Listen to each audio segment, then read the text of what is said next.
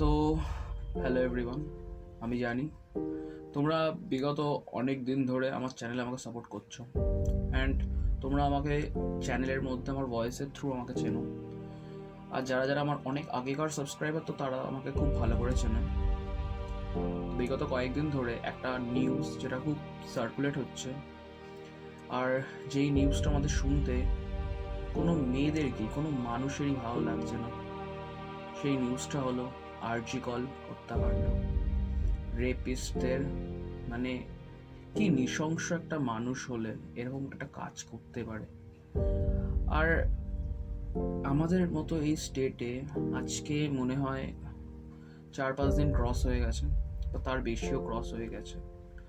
কালকে আমাদের 15 আগস্ট, মানে বলতে গেলে আজকেই, কারণ আমি আজকেই ভিডিও বানাচ্ছি।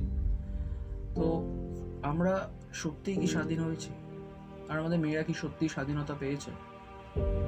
আমি ভাবতে পারিনি যে আমি আজকে এই এত ফান, এত গেমিং চ্যানেলে আমি বসে এরকম একটা ভিডিও বানাবো।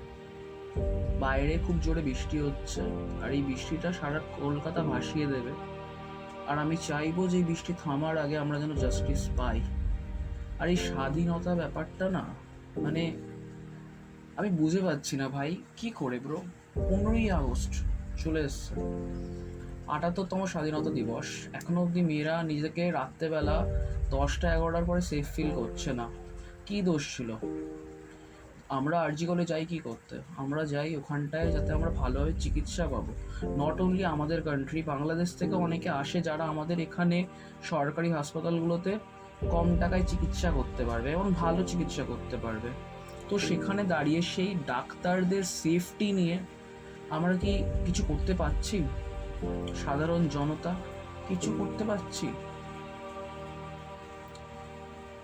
বিশ্বাস করো, Kolkata is the safest city for women, এরকমভাবে বড় বড় করে আর্টিকেল দেওয়া মমতাদির আন্ডারে। আমাদের সিএম যে মমতা দিনেশ, উনি তো হচ্ছেন, আমি পলিটিক্সটা নাই টানলাম, বাট অ্যাজ আ উমেন উনি যা স্টেটমেন্ট দিচ্ছেন, সেই স্টেটমেন্টটা শোনার পরে আমাদের কেন, সমাজে যদি যাদের সুস্থ মস্তিষ্ক আছে না, তাদের সবারই না রক্ত গরম হয়ে যাবে।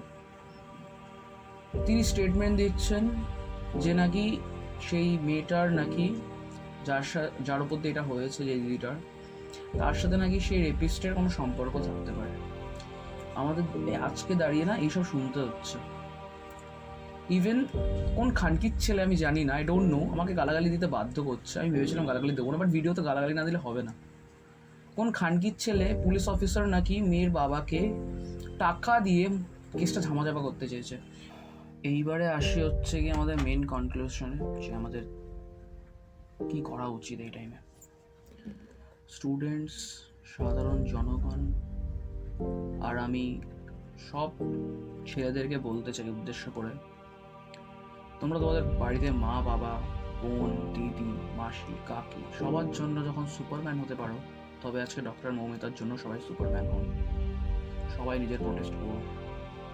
আস্তে আস্তে করে, ছোট ছোট করে সাউন্ড উঠতে উঠতেই একটা বড় প্রলয় আসবে, যখন সব পলিটিশিয়ান, সব এই পুলিশ, যারা যারা এই নোংরা কাজের সাথে যুক্ত আছে, তাদেরকে কড়া শাস্তি আমি চাই।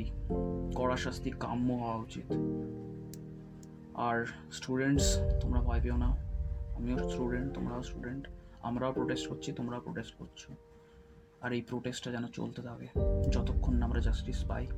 আজকে 15ই আগস্ট, 15ই আগস্টের পরে যেন আমরা জাস্টিস পেয়ে যাই তাড়াতাড়ি করে, এটাই আমাদের করা যাবে।